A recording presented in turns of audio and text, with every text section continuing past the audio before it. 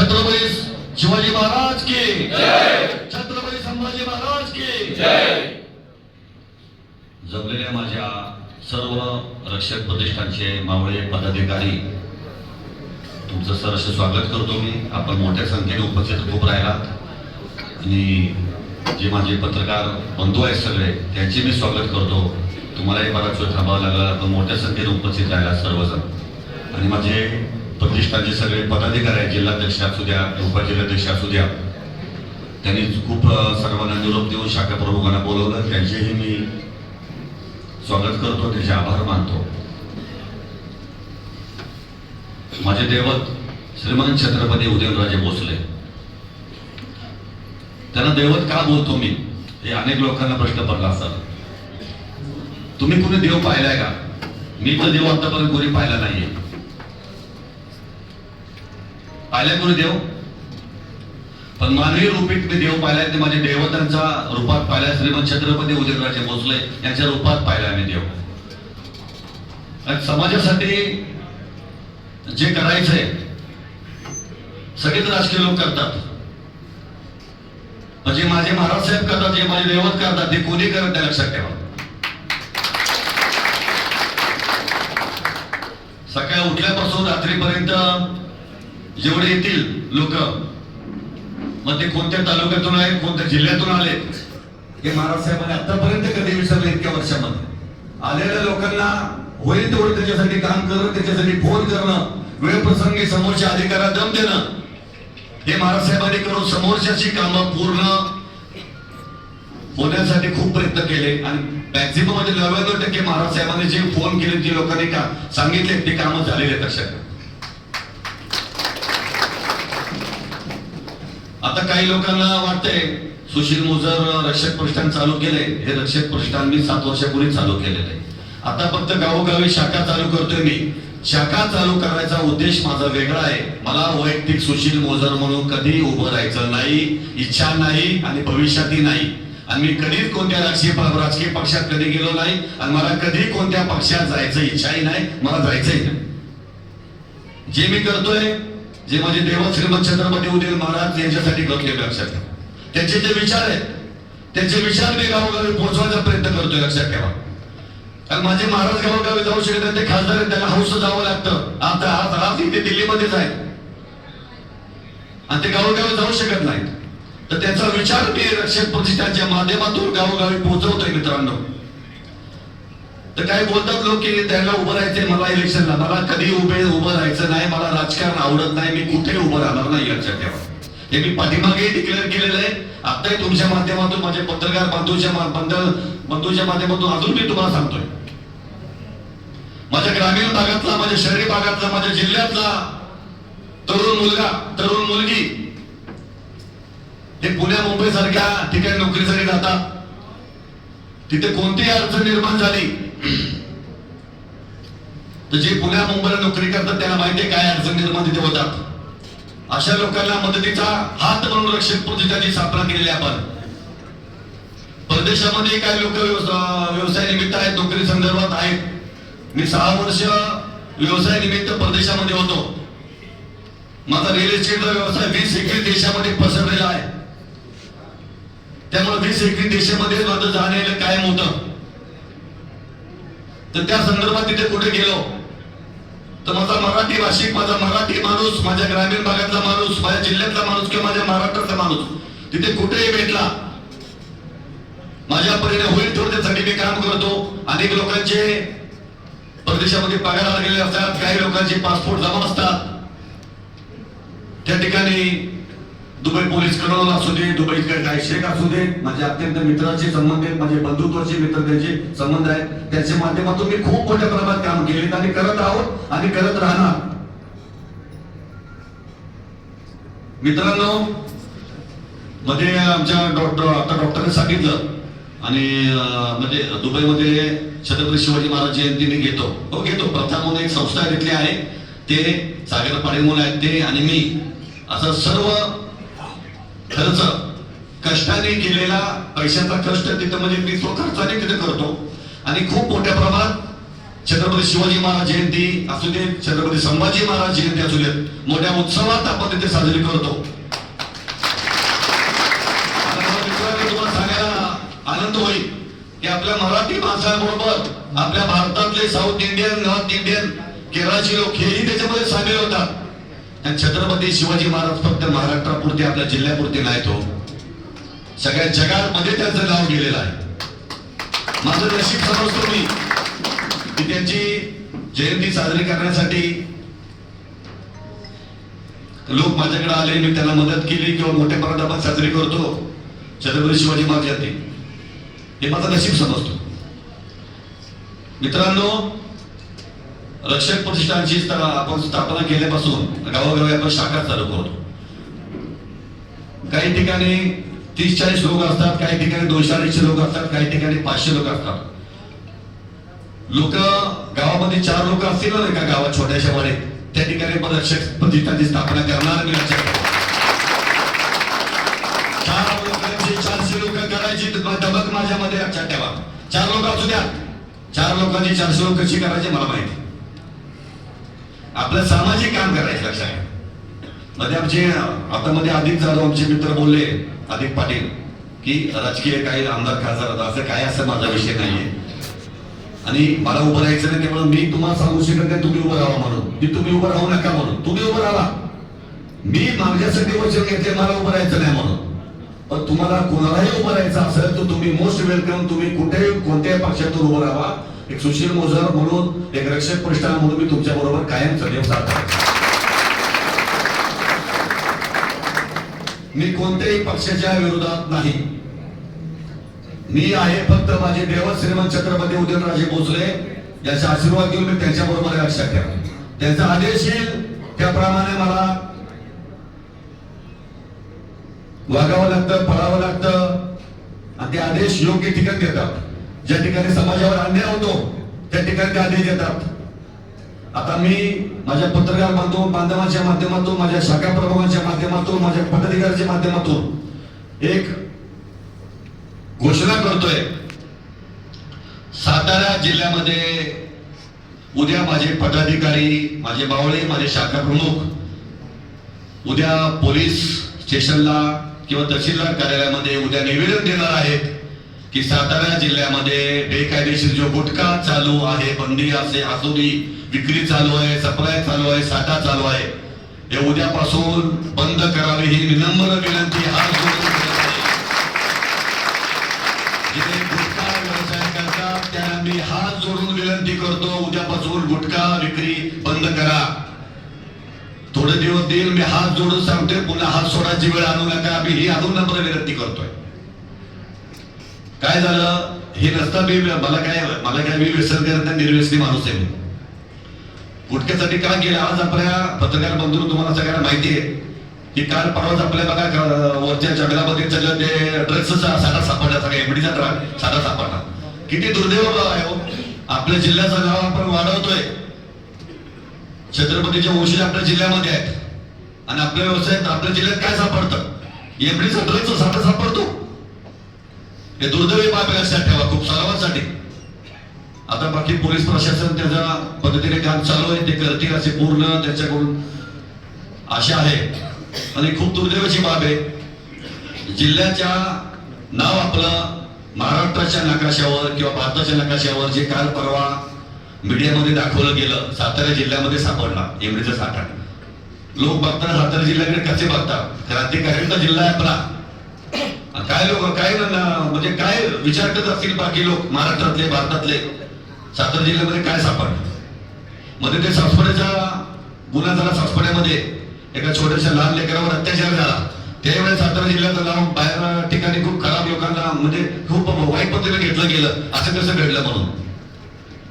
त्यावेळेला रक्षक प्रतिष्ठानचे बावडे माझे पदाधिकारी आम्ही तिथे गेलो, तेव्हा त्यांना मी त्यांच्या कुटुंबाला सांत्वन केलं. सांत्वन करण्यापेक्षा मदतीचा हात त्यांना दिला मी. तिथले जे गावातले सरपंच असतील, उपसरपंच असतील, पोलीस पडे त्यांना मी बोलावून घेतलं. त्यांना सांगितलं मी राजकीय व्यक्ती नाहीये, याच्यामध्ये राजकारण मला करायचं नाहीये. जर तुम्हाला चांगले वकील द्यायचे असतील तर मला सांगा, मी वकील देतो. तिथून मी ऍडव्होकेट मुंबईच्या ऍडव्होकेटला फोन दिला मला कॉन्सिलरला की त्याला ते सांगितलं मी की गाववाल्यांनो तुम्ही तुमचा वकील सुचवा, त्याचे पैसे मी घेतो. वकील फक्त का सुचवायचं माझं कारण तुम्हाला मी आज सांगतो. एखादा गुन्हा घडला तर गुन्हा घडल्यावर चार्जशीट सुरुवातीपासून जर फिट बनले तर त्याला फासावर लटकू शकतो नरडामाला. आपण चार्जशीट लूज झाले, त्याच्यामध्ये त्रुटी जर निर्माण झाल्या तर ते जन्मठेपेपर्यंत जाईल, त्याला फाशी शिक्षा होऊ शकत नाही. म्हणजे याच्या माझं कारण हे होतं की त्याला वकील देण्यात यावं म्हणून.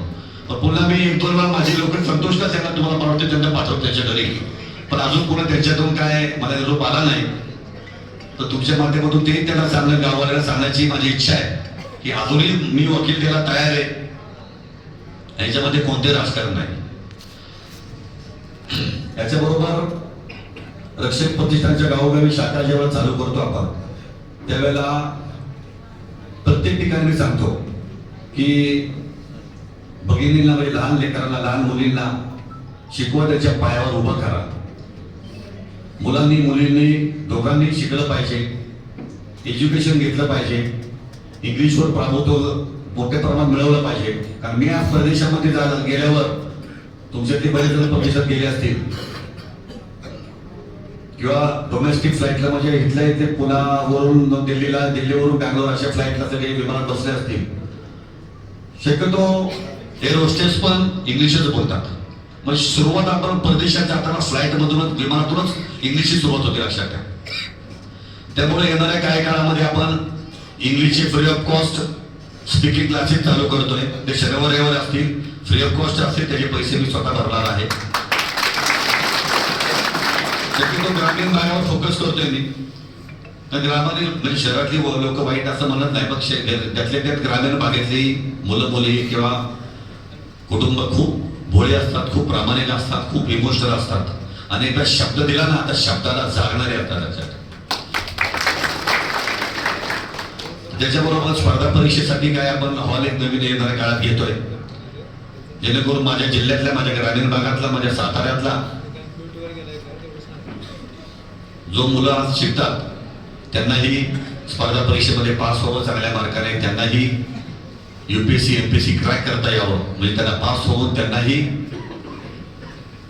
त्या पदापर्यंत पोहोचता यावं.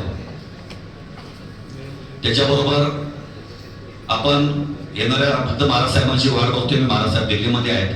आपण रक्षक प्रतिष्ठानावर अत्यंत सुंदर असे गाणं तयार केलेलं आहे. अवधूत गुप्ते यांनी ते गाणं गायलेलं आहे आणि यशराज स्टुडिओमध्ये याचं रेकॉर्डिंग आपण केलेलं आहे. तर महाराजसाहेबांची वाट बघते. ऍक्च्युली 14 तारखेला आपण तारीख त्यांच्याकडून घेतली होती, पण महाराजसाहेब दिल्लीमध्ये असल्यामुळं येऊ शकत नाही. त्यामुळे ते गाण्याचं लॉन्चिंग थोडंसं आपण पुढे गेलेलं आहे. अत्यंत सुंदर असं गाण्याचं लॉन्चिंग आपण घेणार आहोत. आणि सर्वात महत्वाचं, आपण रक्षक प्रतिष्ठानच्या माध्यमातून आपण रोजगारावर फोकस करतो. रोजगार आपण प्रत्येक 3 ते 4 महिन्याला रोजगार मेळावे घ्यायला चालू करतोय आपण. आता फक्त हे आचारसंहिता संपली, आता ही आचारसंहिता अजून शिथिल झाली कारण शहरी भागामध्ये अजून आहे. त्यामुळे आपण हा शहराच्या बाहेर आपण हा कार्यक्रम घेतलेला आहे आज. कारण हायवेच्या वरती शहर भाग आला, शहर हायवेच्या खाली ग्रामीण भाग आपला आला, त्यामुळे आपण इथे कार्यक्रम घेतला.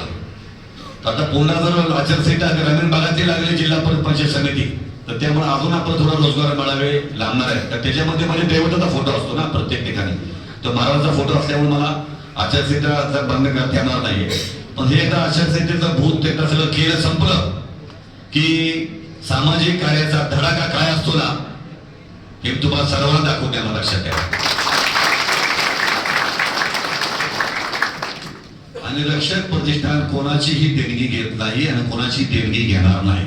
जो काय खर्च असतो आम्ही सर्व पदाधिकारी एकत्र मिळून व्यवसायातून बाजूला काढून त्यातून आपण समाजकार्यासाठी सर्व खर्च करतो. यासाठी आता खूप आपण कार्य करत. एक आपण शेवगायका बघितोय, शेवगायका फ्री ऑफ कॉस्ट आपण चालू करतोय. त्याच्याबरोबर नोकरी महोत्सव आपण चालू करतोय.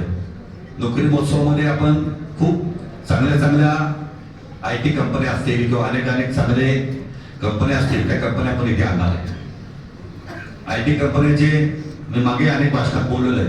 40 ते 45 IT कंपन्यांमध्ये उच्चस्तरीय नोकरी करणारे HR मॅनेजर असतील किंवा मॅनेजर असतील, सिनियर मॅनेजर, फायनान्स मॅनेजर, असे अनेक लोक माझे मित्र परिवार आहेत.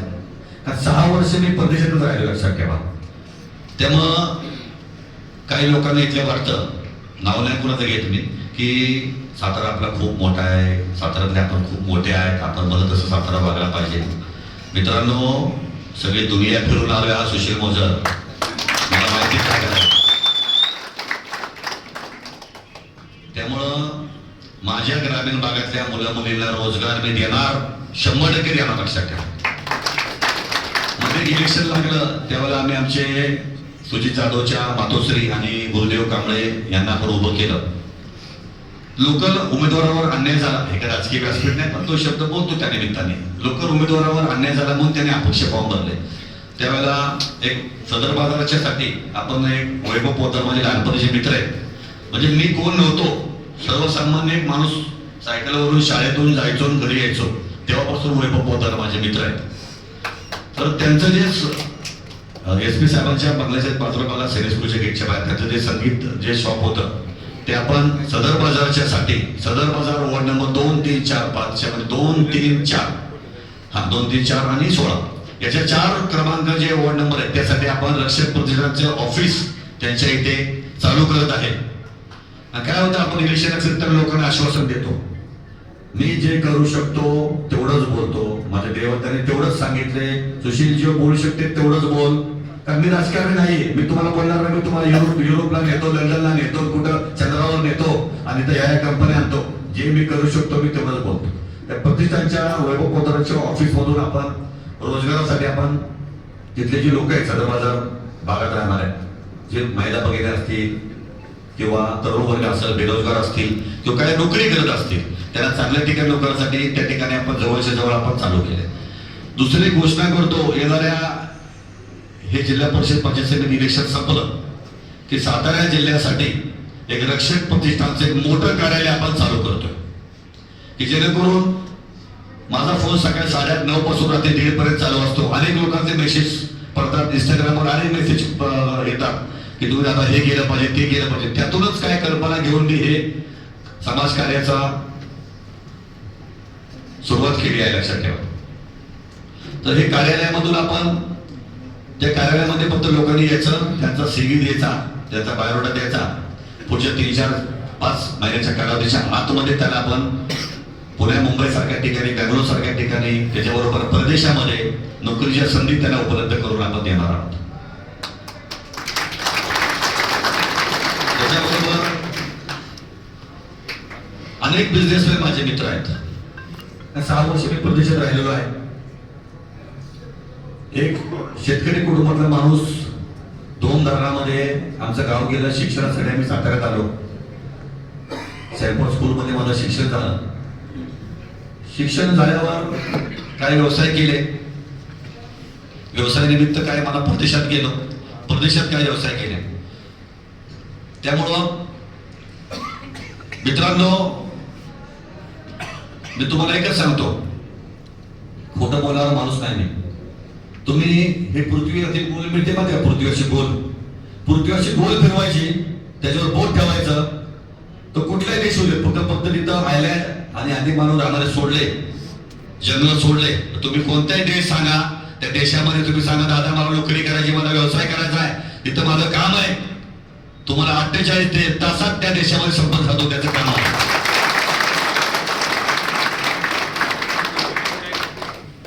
मित्रांनो, हे जे बोलतोय मी ते खरं बोलतोय, कारण राजकारणी नाहीये. राजकारणाचं कुठलं इलेक्शनचं व्यासपीठ नाही, कुठल्या इलेक्शनचं भाषण सभा नाही. माझे पदाधिकारी आहेत, माझे शाखा प्रमुख आहेत, गावोगाव मी शाखा उघडले जाऊन उघडतो. ती माझी लोक आहेत सगळी, माझे घरातले लोक आहेत, माझे फॅमिली, माझं रक्षक कुटुंब आहे. या कुटुंबासमोर जर मी खोटं बोलतो त्याच्यासारखं पाप नाही राहणार नाही, लक्षात ठेवा मला. कारण आता आपण सुरुवात केली, लक्षात ठेवा. याचा मोठ्या प्रमाणात खूप आपल्या रक्षक प्रतिष्ठानची स्थापना करायची, खूप मोठ्या लेवलला यायचंय. आणि याच्यामध्ये कोणतेही राजकारण नाही, लक्षात ठेवा मित्रांनो. फक्त सामाजिक कामात आपल्या करायला, लक्षात ठेवा.